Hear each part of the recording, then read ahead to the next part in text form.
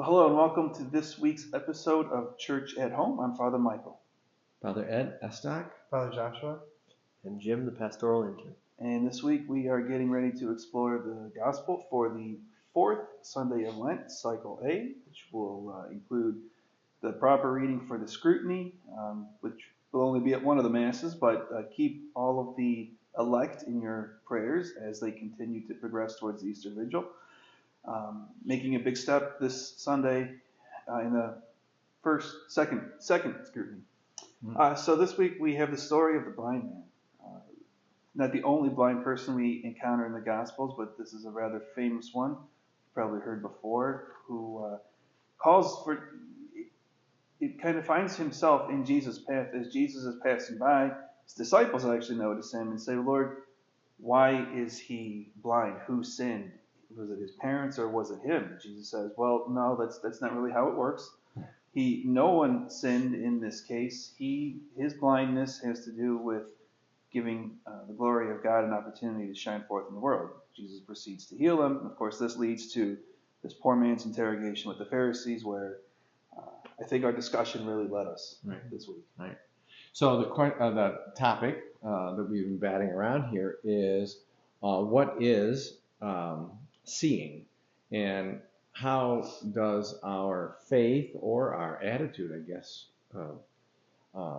and our intention affect our seeing, and to what extent might we all, like the Pharisees at the conclusion of the story, might it be fair to say that we are blind?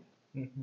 Right, so the Pharisees have gone through this interrogation of the man, of his parents, and they still don't believe. And a second time with a man. second time with the man, yeah. So, and they the whole time have their vision is set in a particular direction, and anything that goes against what they want to see, they just dismiss. Right. So we kind of conclude in like the truism that you truly see or find what you're looking for in life. Mm-hmm. In spite of the fact that many of us claim to be kind of objective and open, and I just want to consider all the points of view before I decide. We see this particularly in politics.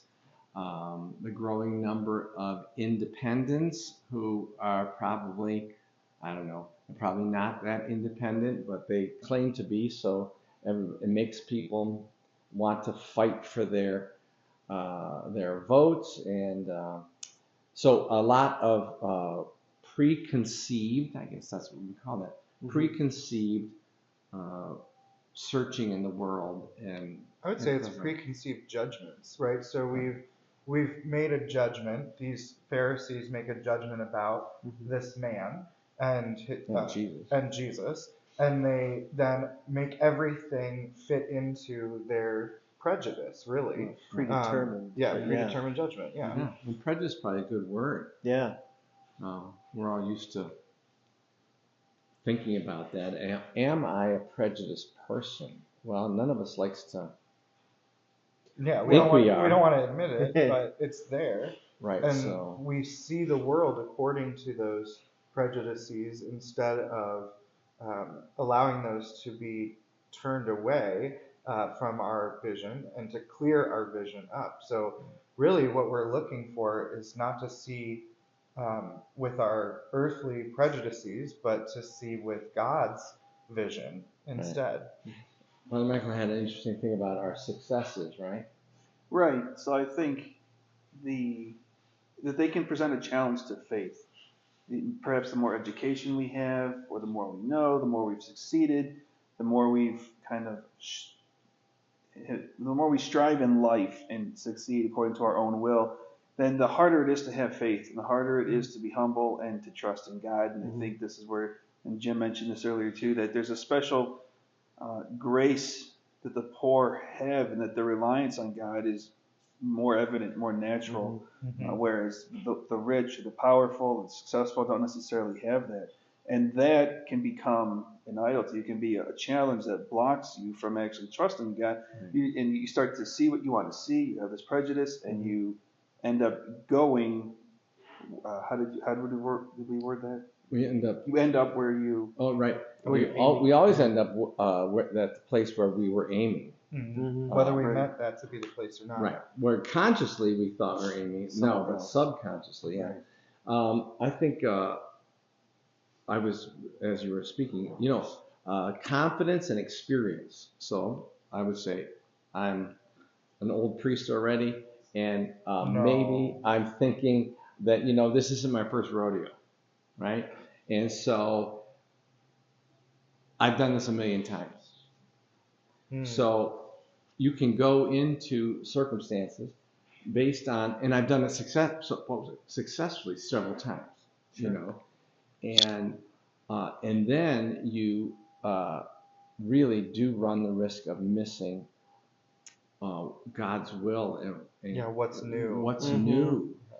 So it's confidence in addition to success. You start believing your own, your own record, and then you stop being alive to what is. In the contemplative spirituality, they often say we've got to strive to see the world and other people as they are rather than as we are. And so that is a constant challenge. Right, and to faith, so the point is that those successes can blind us Right. in the same way that the Pharisees are blinding.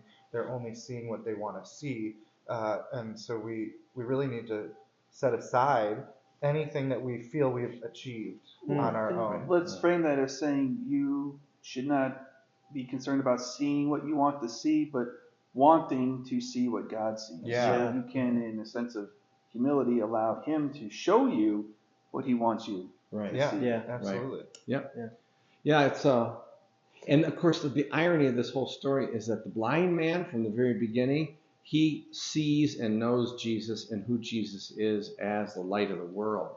Yeah. And of course that is the baptismal reference that Christ is the light, and it shows us the way.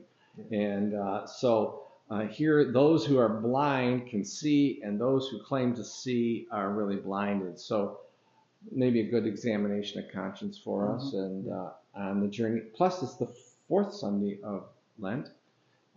They call it in the Latin language Laetare Sunday because it is the halfway point in our Lenten penance and sacrifice. Therefore, we will be donning the rose-colored vestments that the Church puts forth.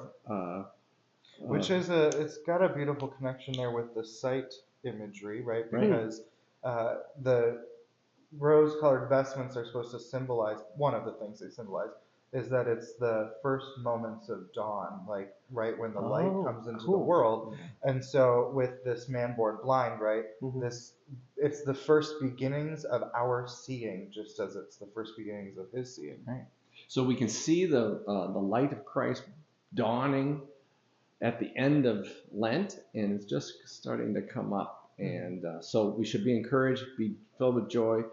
Don't give in to the chocolates, and keep up your Lenten observances, and double down on your prayers. So we'll be in good shape for Easter.